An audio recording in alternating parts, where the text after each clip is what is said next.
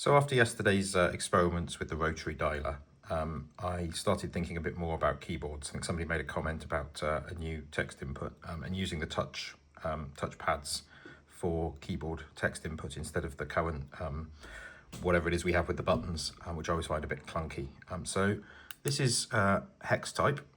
So similar principle, but what we've got is the touchpad is divided into two sections. So you've got kind of the left 6 and the right 6.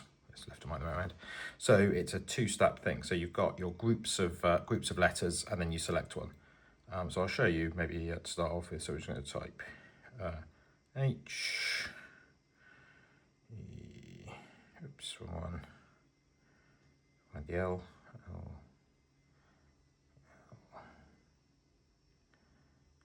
Hello. Really shouldn't look at the screen when I'm doing this.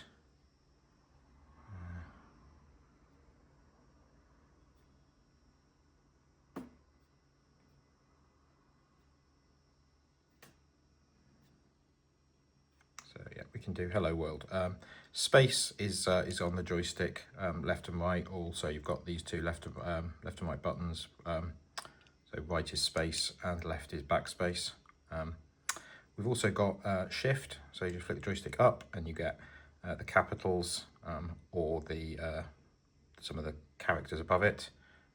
So we can put in an exclamation mark. And we've got a subset which brings up some of the symbol characters there. So you can see the LEDs toggle on when you select your first group, and you can switch back between shift, either by going down, by reversing, or selecting again. Don't yet have caps lock, but that's that. You can also, it supports quite a bigger string, so there's some sort of line wrapping and things. It's still only a single line string. There's no carriage return in here. But if we type, oops, I'm hitting that one.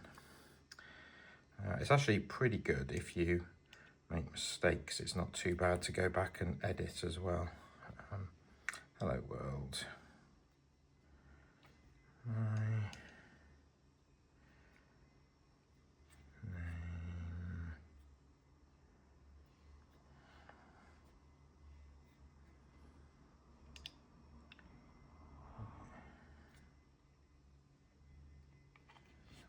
Holding this comfortably.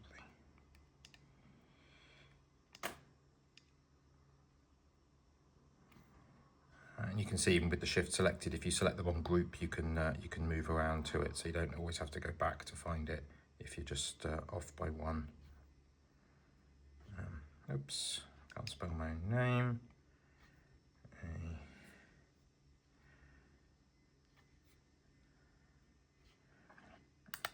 And you press enter, you get a little preview of what you said.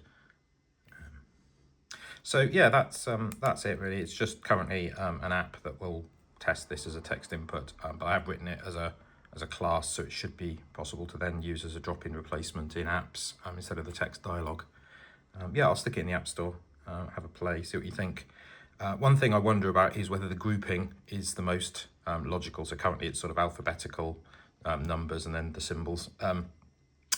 Is there something more useful where the more commonly used letters are on the sort of middle 2 or 4 pads, and then the further ones are on the further reach at sort of 1 and 6, and the same on this side. So kind of akin to a QWERTY, but for typing on a sort of two thumb sections. I don't know. Maybe we can play around with that if anybody has any particular skills in grouping of letters in words. Obviously it'll then change by language.